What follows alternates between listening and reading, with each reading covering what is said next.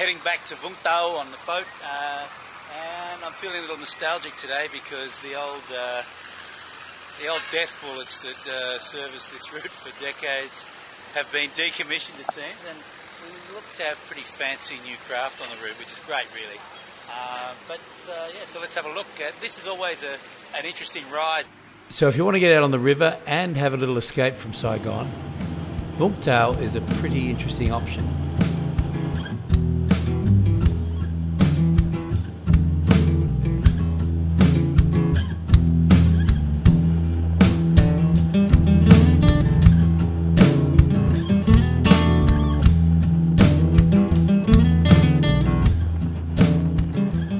There's some great stuff to see from the boat.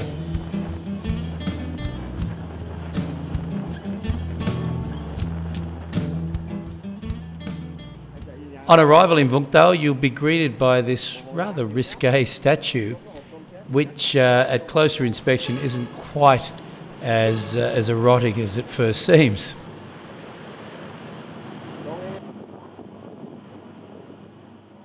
Despite its proximity to Saigon and its seaside setting, Vung Tau has tended to be overlooked by international travellers, including me.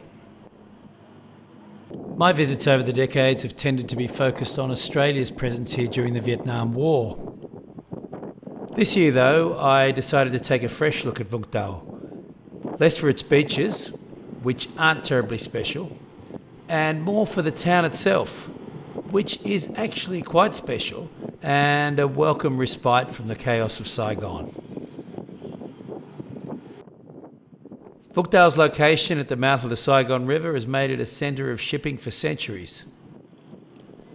It was also a base for piracy. At the height of French colonial rule at the beginning of the 20th century, Vung Tau became a popular seaside escape for the French elite from Saigon. French Governor-General Paul de Mer, who went on to become the President of France, built this handsome villa as an escape from summers in Hanoi. And the villa remained popular with the leaders of the ill-fated US-backed South Vietnamese government. In recent decades, Vung Tau's main game has been oil, and that may be why tourism has also been less of a priority. The oil industry has had a big impact here, and there's a real sense of prosperity. International travellers may have overlooked Vung Tau, but locals love the place and head here in droves during summer and on the weekends. Cycling around Vung Tau reminded me a lot of Saigon in the 1990s. The mellow tree-lined streets, the slow pace of the motorcycles, barely hearing the honk of horns, the colonial villas and the low-rise architecture. And the people seem to be carrying less stress than their big city counterparts too. And Vung Tau has the added advantage of the sea breeze and the mountains. How's that for a beautiful Vung Tau scene? Classic Vietnamese modernist house in wonderfully unkempt gardens with Mary Jesus and the Catholic Church in the background. I stopped by for a look at the fishing port.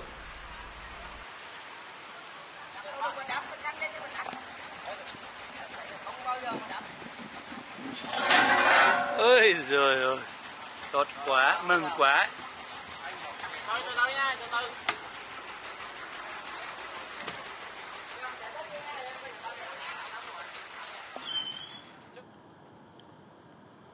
It may not be on the international travellers list of best places to visit in Vietnam, but that may be one of the best things about Vung Tau.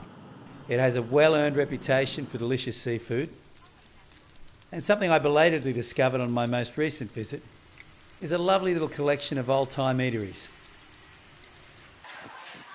So it would be possible to spend your entire time in Vung Tau eating in places that are more than 50 years old. Chào chị, vẫn hoạt động không? Vẫn mở không? Vẫn còn mở. Phở gà được không? These places are real national treasures. Tuan Lay is the oldest as far as I can work out. It relocated from Nam Dek in northern Vietnam in 1954 with the major movement south that occurred after the defeat of the French. This is Madame Tuan Lay in her 90s and still serving up phở gà northern style.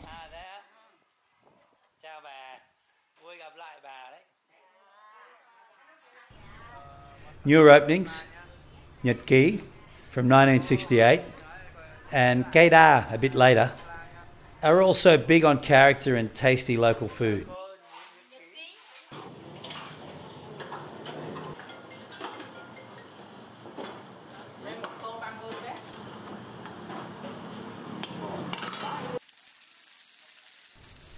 You'll probably find yourself coming back for repeat hits of Bangkok, this dish.